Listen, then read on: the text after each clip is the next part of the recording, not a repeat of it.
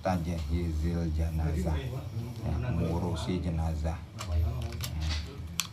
memandikan mayit, ghuslul mayyit wa takfinuhu wa sholatu alaihi wa dafnuhu fardhu kifayatin. Hukum memandikan mayit, mengkafankan, menyolatkan, menguburkan itu hukumnya fardu kifayah. Nah, itu bil ijma' menurut kesepakatan ulama. Fardu kifayah itu ketika sudah ada yang mengurusi maka gugurlah kewajiban yang lainnya. Ini termasuk sholatnya juga fardu kifayah. Bagi siapa idza kana musliman wulida hayyan, bagi orang Islam yang dilahirkan dalam keadaan hidup, ya.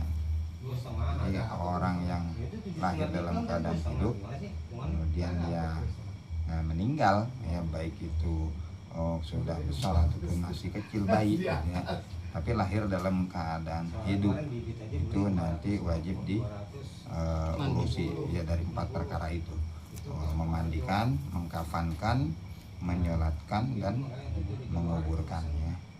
Di olimat hayatuhu, ketika betul-betul diketahui kehidupannya, ya. Jadi jelas di situ ketika dia seumpama masih kecil bayi, dia lahir, kemudian di situ ada tanda-tanda kehidupan seperti pergerakan atau jeritan, tangisan, gitu ya. Terus kemudian mati, nah itu dihukumi seperti mayit dewasa, ya. H+1 berangkat pagi ke Wonosari. Nggak jadi dapat mobil. Ini di sini wala sallallahu alaihi wasallam atiflu yusalla alaihi hadza idza nazala qabla tamami 6 ashhurin, ya. Jadi anak kecil itu, ya, dia disolatkan ketika dia lahir setelah sempurna 6 bulan, ya. Walahu ini dan 2 kecotan, maksudnya kayak wahazata ini. Wa amman nazilu ba'da dzalika fakal kabir mutlaqon. Kalau dia lahir setelah itu maka dihukumi seperti orang dewasa. Jadi nggak ada koyit disolatkan apa kagak. Kalau udah dewasa meninggal, udah semuanya kepake. Dan kalau yang anak kecil nanti dilihat dulu meninggalnya ada tanda-tanda kehidupan apa enggak, gitu ya. Kalau dia nggak ada tanda-tanda kehidupan, lahir di bawah 6 bulan, gitu, nah, itu nggak harus disolatkan, gitu ya. Jadi cukup 3 aja, gitu ya. Nah, cuman dimandikan, dikafankan, dikuburkan, nggak perlu disolatkan, gitu. Kalau dia lahir nggak ada tanda-tanda kehidupan, gitu ya. Wa wajib lidhimmiyin, wajib bagi kafir zimmi, ya. Kafir zimmi itu kafir tapi yang tidak memerangi Islam, ya. Kalau kafir harbi, kafir yang memerangi Islam, ya. Wajib bagi kafir zimmi takfinun wa dafnun, ya. Itu mengkafankan dan menguburkan, ya. Artinya apa? Habis dimandiin, dikafanin, dikuburin. Tapi dia apa? Wala yusolla alaih, nggak boleh nyolatin orang kafir, ya, baik dhimmi maupun harbi, gitu ya. Orang kafir tetap nggak boleh kita salatin. Walistiqtin mayyitin, dan juga bagi bocah yang keguguran, gitu ya, itu wajib ghuslun wa kafnun wa dafnun wala yusolla alaihima, wajib memandikan, mengkafankan, menguburkan, tapi tidak perlu disolatkan, baik kafir dhimmi maupun baik yang keguguran, ya. Nah, itu nggak disolatkan kalau memang dia nggak ada tanda-tanda kehidupan, ya. Tapi kalau ada tanda-tanda kehidupan, dia disolatkan, tetap, ya, dihukumi seperti orang dewasa, ya. Walaupun lahirnya dia di bawah 6 bulan, walaupun lahirnya di bawah 6 bulan, ya. Kalau di Mabadi Fikih itu juz 3 ada juga keterangan begitu. Pokoknya dia setelah ditiupkan ruh, berarti setelah umur 120 hari, ya, sampai ke kan tanda artinya udah hidup tuh ya kan. Nah, sampai ke 6 bulan dia di antara waktu itu dia keluar tuh, lahir selama 5 bulan dia lahir ya. Tapi ketika lahir dilihat ada tanda-tanda kehidupan apa enggak, apa sempat jadi dulu, sempat nangis dulu, atau sempat gerak dulu kayak jarinya atau kakinya sedikit baru mati gitu kan. Nah itu seperti dihukumi seperti orang dewasa, tetap disolatkan. Tapi kalau nggak ada tanda-tanda kehidupan, dia nggak perlu disolatkan ya. Sikin mayitin yang udah mati gitu ya, artinya bisa jadi mati di dalam gitu ya. Kenapa ukurannya 6 bulan? 6 bulan itu kalau menurut fikih, orang yang lahir di bawah 6 bulan itu baru namanya prematur ya. Di atas 6 bulan itu normal gitu ya kalau menurut fikih gitu ya. Lahir 7 bulan, 8 bulan, belum 9 bulan gitu. Biasanya kan 9 bulan 10 hari itu ya kalau kedokteran gitu kan. Kalau kita di atas 6 bulan aja udah hitungan normal gitu ya. Cuman mungkin perawatannya lebih intensif kali gitu kan ya. Tambah pencahayaan ya kan, biar hangat atau bagaimana kan gitu.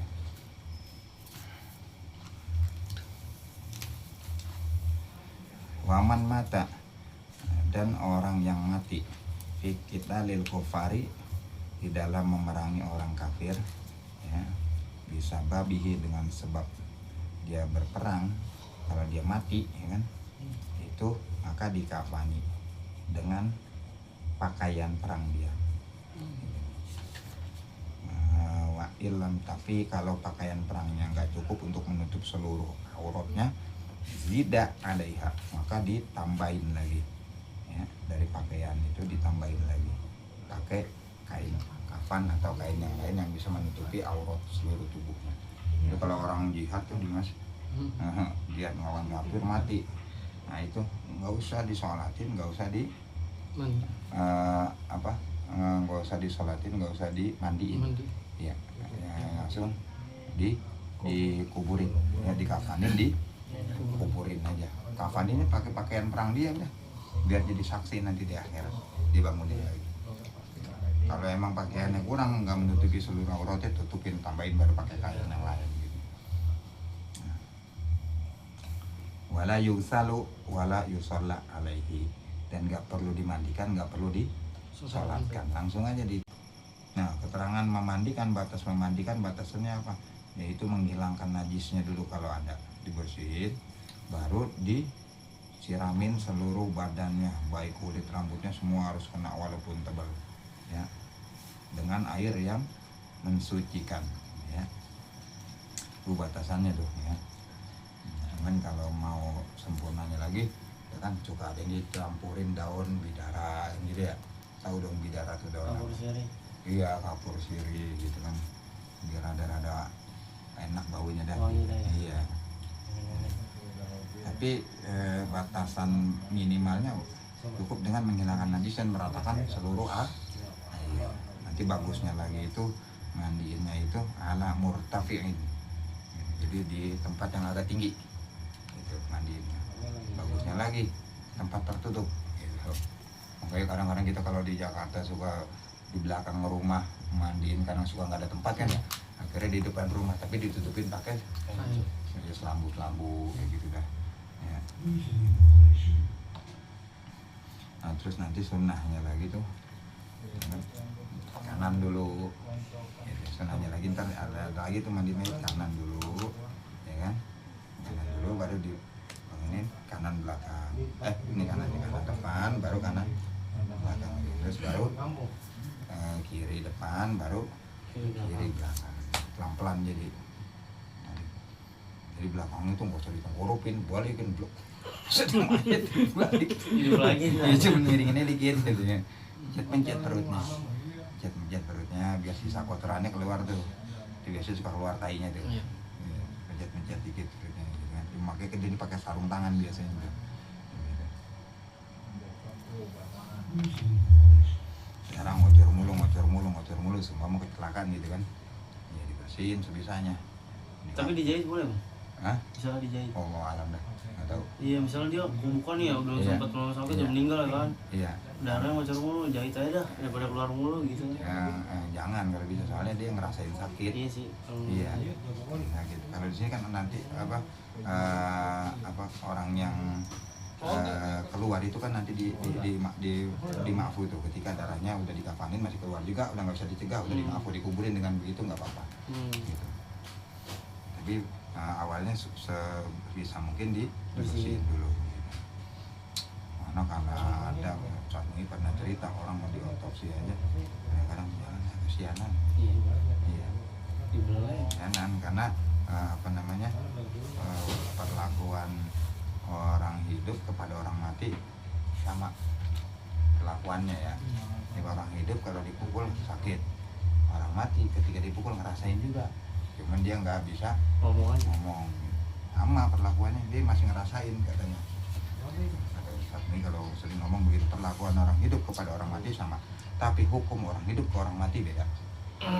Nah, orang mati udah nggak ada taklif, nggak kena beban taklif lagi, beban syariat lagi. Jadi ketika dia mati kan dianjurkan, disunahkan diwuduin, wajib dimandikan ya kan. Ketika dimandikan diwuduin sunahnya kan, terus dicium sama istrinya, seumpamanya meninggal suaminya dicium sama istrinya, batal tuh? Enggak, udah nggak kena taklif lagi dia gitu ya. Kalau yang hidup baru batal, tapi mayitnya agak batal gitu ya. Yang batal yang hidup gitu, mayitnya dicium lagi ya kagak apa-apa, kagak batal gitu. Yang nyium kan istrinya batal. Iya kalau hidup, kalau udah mati nggak kena taklif, kena beban lagi. Jadi perlakuan orang hidup ke orang mati sama, rasain sakit juga kalau kalau kita kasar gitu ya. Kalau otopsi kan di belek-belek tuh, dia ngerasain tuh kali itu. Tapi kalau hukum orang hidup dengan hukum kepada orang mati beda gitu. Jadi nggak kena taklif lagi. Kemudian wa aqallul kafani tawil kidi engapani iku satiru jami'il badani, nutupi sekabehane badan. Wa thalathu lafaifa lan telu piro-piro lapis liman kedue wong taroka kang ninggal sapa man tirkatan ing tinggalan zaidatan kang luwi ala dainihi ing atase utange man walam yusi lan ora wasiat sapa man bitarkiha, ada baknya ya, bitarkiha kelawan ninggal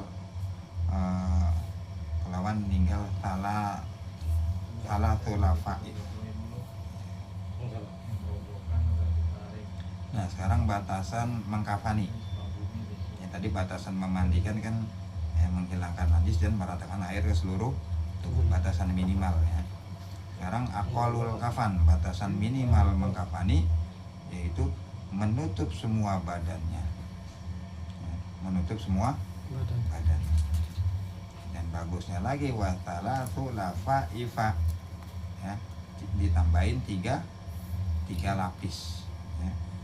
Jadi tutupan pertama udah ketutup semua, tambahin lagi 2 berarti jadi 3 lapis. Nah, itu bagi siapa? Liman taroka tirkatan zaidatan ala daini, bagi orang yang meninggalkan harta ya, dan harta yang ditinggalkan itu lebih untuk bayar utangnya dia. Jadi ada orang mati ya kan, ninggalin hartanya bayarin dulu utang-utangnya kalau punya ya kan, urusan duniawinya dikelarin dulu, masih ada sisa uangnya baru nantinya beliin kafan, jadi tambahin 2 kafan lagi gitu ya. Yang wajib kan 1 ya kan, menutup seluruh tubuhnya ya kan. Nah, kalau mau ditambahin lagi jadi 3 berarti dilihat dulu urusan duniawinya dikelarin dulu ya kan, punya utang bayarin dulu pakai harta tinggalannya itu. Ada lebihnya dari utangnya baru beliin kafan jadi 3 lapis gitu kan, kalau dia punya tinggalan harta gitu ya. Walam yusi bitarkiha, dan dia nggak berwasiat untuk meninggalkan 3 lapis itu ya. Seumpama sebelum mati dia nggak pesen gitu kan, nanti kalau nanti udah nggak usah dilapisin banyak-banyak gitu. Kalau dia nggak pesan begitu ya udah, berarti kalau masih ada harta lebihnya beliin aja kain jadiin 3 lapis buat laki-laki ya.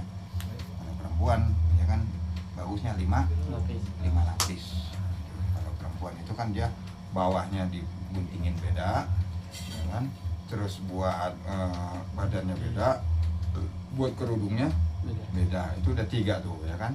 Nah, tambahin dah 2 lapis lagi, jadi 5 lapis tutup rapat gitu. Itu batasan minimalnya 1 lapis ya, menutup seluruh tubuhnya. Kalau ada harta tinggalan yang lebih, ya kan, tanpa dia berwasiat melarang, gitu kan, intinya kan begitu. Tanpa dia berwasiat melarang, berarti tambahin lagi ke dari harta yang lebih itu 2 lapis, jadi 3 lapis. Syukur-syukur ada yang nyumbang gitu kan, kayak model Ustadz Ahmed dulu kan gitu. Ya kan? Orang meninggal kan, kapan dia yang beliin, dia yang mandiin, ya kan. Orang yang meninggal terima beres doang udah. Gratis, benar-benar gratis. Kalau begitu mah enak ya. Walam yusif ditarjadan di dosa. Wa aqulu sholati utawi luwih kiti-kiti salat. Alaihi ing atase mayit iku ayyan wiya yen to niat sapa musolli sapa wong fi'la sholati ing nglakoni salat alaihi ing atase mayit.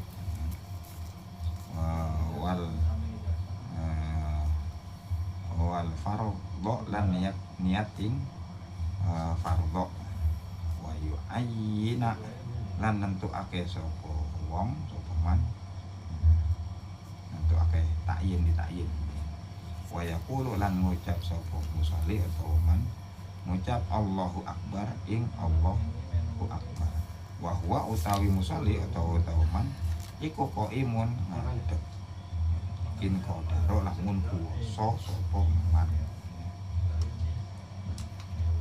Ini cara sholatnya, ya kan?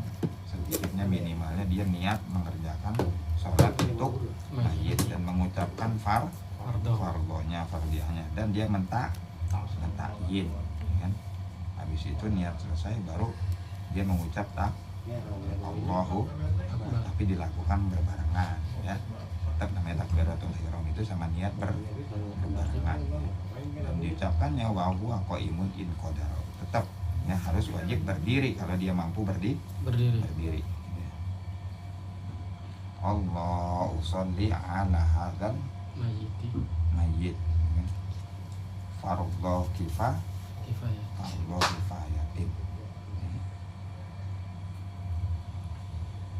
makmuman lillahi ta'ala berjamaah. Sholli sholli ala hadzal mayyit fardhu kifayatin makmuman lillahi ta'ala, cukup ya.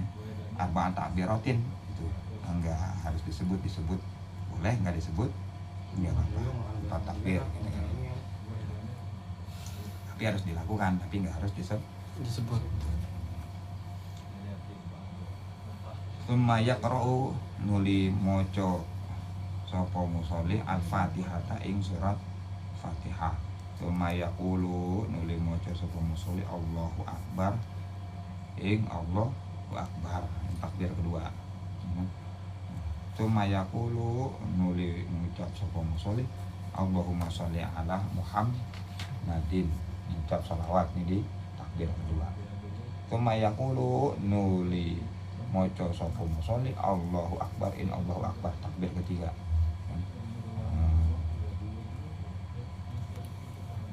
Allahumma ghfir lan ngucap ing Allahumma ghfir lahu warhamhu. Allahu du Allah ighfir muga-muga ngapura panjenengan lahu maring mayit warhamhu lan muga-muga paring rahmat panjenengan ing mayit. Doanya Allahumma ghfir lahu warhamhu. Summa yaqulu nuli ngucap sapa man atau musolli Allahu Akbar ing Allahu Akbar, takbir keempat. Assalamualaikum lan ngucap ing assalamualaikum. Wala budda lan wajib atau harus biha ing dalam salat min syuruti sholati saking pira-pira syarate salat wa tarkil mubtilati lan ninggal pira-pira perkara kang batalake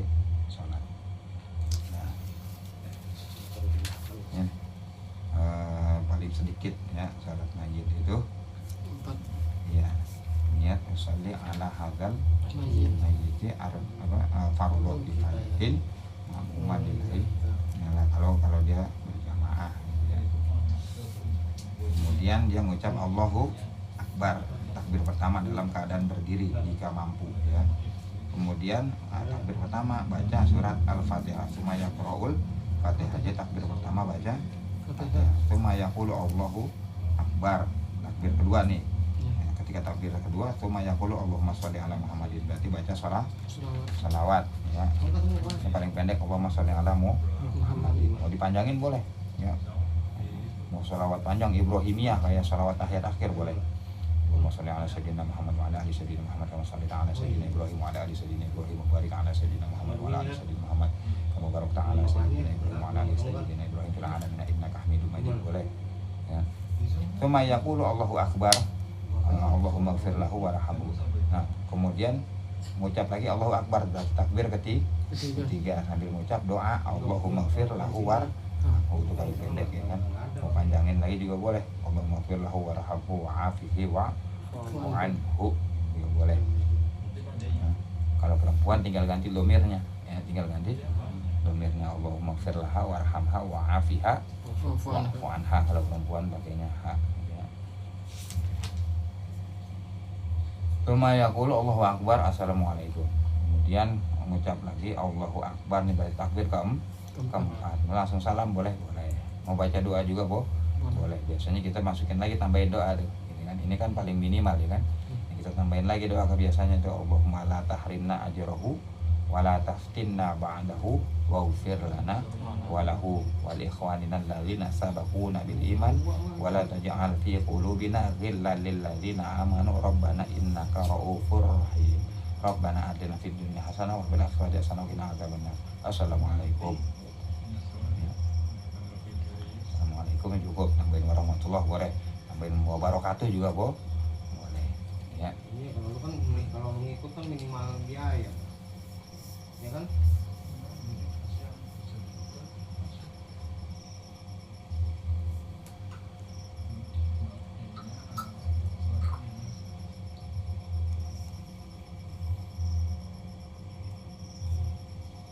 Kemudian mengerjakan itu la budda min syuruti sholat, tetap ya syarat-syarat sholat yang biasa itu tetap dipakai ya. Dan juga watarkil mubtilat, meninggalkan perkara-perkara yang membatalkan sholat kayak biasa ya. Tetap dalam keadaan suci ya kan, dari hadas besar hadas kecil gitu, tetap syarat-syaratnya harus menghadap kiblat gitu kan ya. Menghadap kiblat. Dulu ada tuh Ustaz Mui cerita tuh, rame tuh masyarakat katanya di Bekasi, termasuk Ustaz ada kiai juga pada gather gitu. Dan rame ada orang mayit, ada yang taruhnya di samping katanya, salatin ada yang di belakang. Dan nanya tuh boleh kagak sih gitu kan, tanya ke Kiai Muhajirin. Kiai Muhajirin itu seniornya Kiai Hamid, muridnya Syekh Yasin. Muhajirin Al-Amsar ya. Iya kalau nggak salah. Bekasi. Itu seniornya Abi Hamid tuh Kiai Hamid. Itu nanya akhirnya kata dia apa jawab? Lu diriin aja tuh mayit boleh kata gitu. Iya. Itu kan adat kebiasaan aja ditaruh di depan. Terus samping ke belakang ke Boleh. Cuman jangan macam-macam juga. Di mas orang-orang sih begitu sih. Iya, gue udah tahu ya. Digantung Iya, kadang-kadang gue udah tahu deh gitu tuh. Iya. Bener di musola ngobrol praktek gitu kan. Udah taruh samping aja tuh, biarin ribet banget sih gitu. Gaya banget. Kalau umumnya aja ikutin kan. Kalau depan aja. Baliknya. Iya. Ini mas tanggil dah gitu.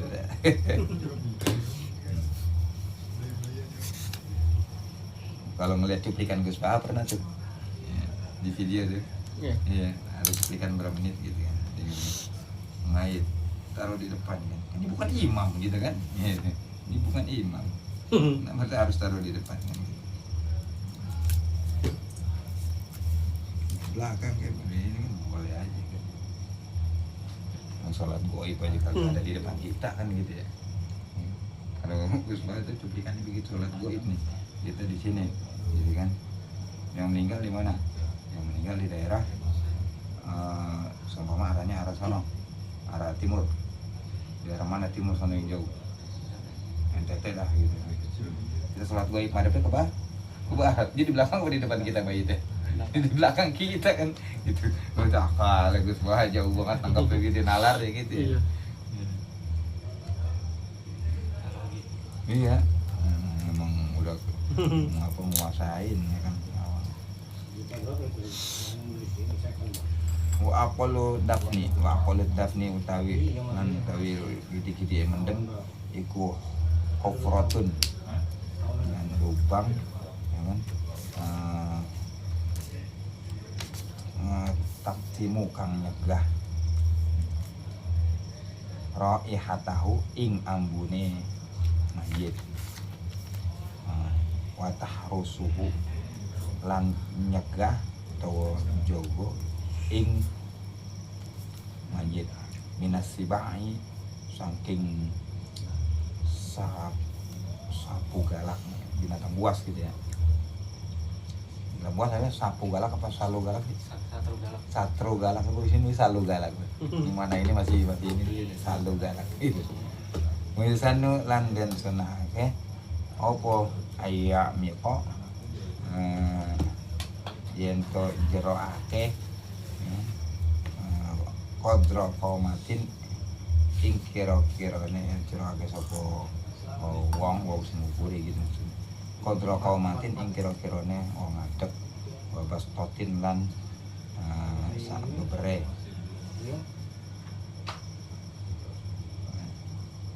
Wa yuwassa'a lan jembarake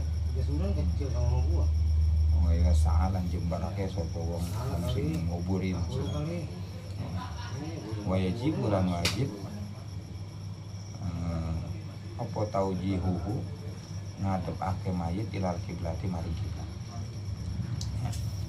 Kubur sedikit-dikitnya menguburin yaitu lobang yang bisa mencegah baunya mayit. Jadi nggak ada ukurannya dia berapa meternya gitu. Dan juga bisa menjaga dia dari binatang buas supaya nggak dikorek-korek sama binatang buas ya. Pokoknya standarnya dia baunya kalau dia wuruk tuh nggak keluar-luar gitu kan, bangkainya nggak bau keluar-luar dan dia binatang buas sulit untuk menggalinya gitu ya. Nah di sini disunahkan wayusanu disunahkan itu ayami kodrokomatin dalamnya itu, nah ini sunnah dalamnya itu seukuran orang berdiri wabastotin dan orang ngelambain tangan ya, ngelebarin tangan ya kurang lebih 2 meter deh ya. Ya kurang lebih dah. Ya. Iya kurang lebih. Wayuwasau dan diluaskan ya kan, dan diluaskan lebarin, kalau lebarin kan ya kira-kiranya biqadrima ya sya'u al mayitu ya, kira-kira mayit itu muat di dalamnya ya kan. Waman yunziluhu dan orang yang nurunin mayit juga bisa diri gitu di dalamnya muat gitu. Yu'ayinuhu dan apa namanya wa yu'inuhu dan orang yang bantu-bantuin itu ya.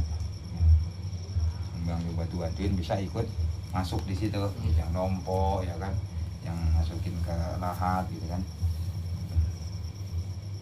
Nah, diluasin, jadi luas juga dalam juga ya.